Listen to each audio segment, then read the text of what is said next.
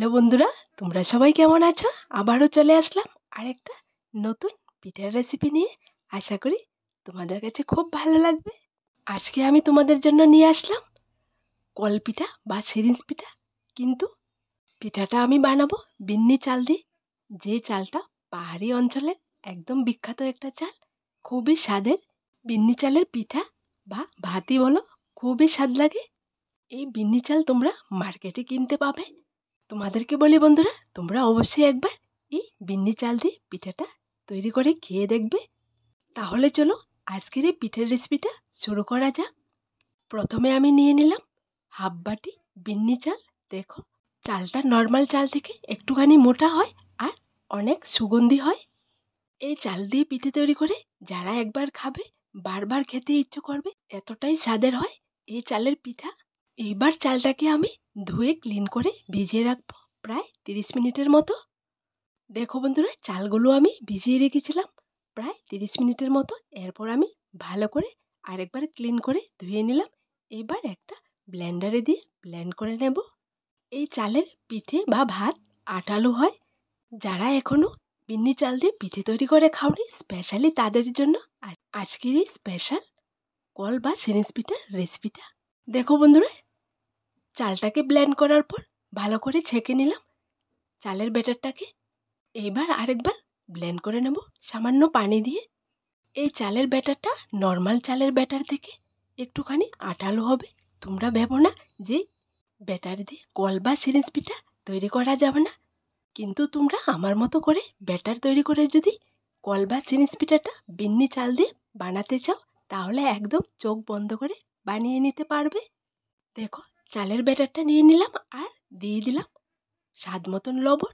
এবার চুলোতে বসিয়ে দেব।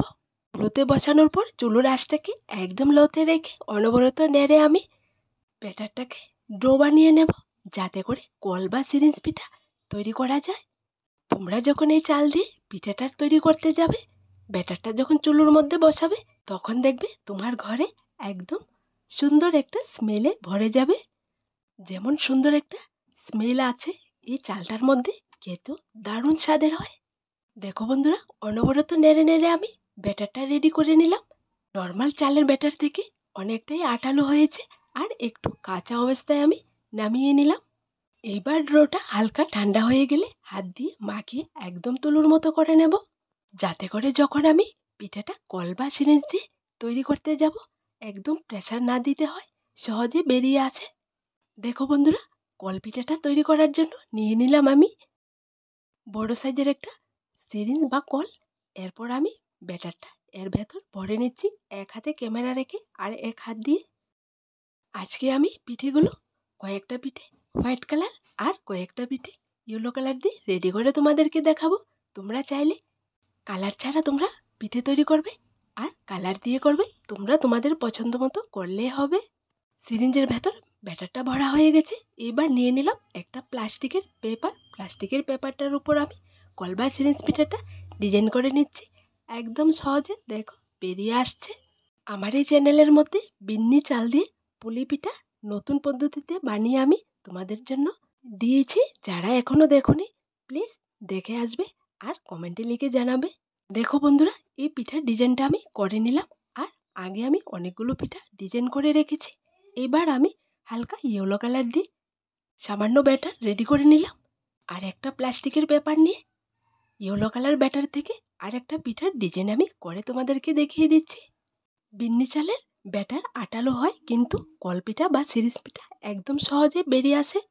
দেখো বন্ধুরা, ইয়েলো কালার ব্যাটার দিয়েও আমি পিঠাটা রেডি করে নিলাম আর একদম সামনে থেকে ডিজাইনটা তোমাদেরকে দেখিয়ে দিচ্ছি। দেখো দেখতে কতটা সুন্দর হয়েছে।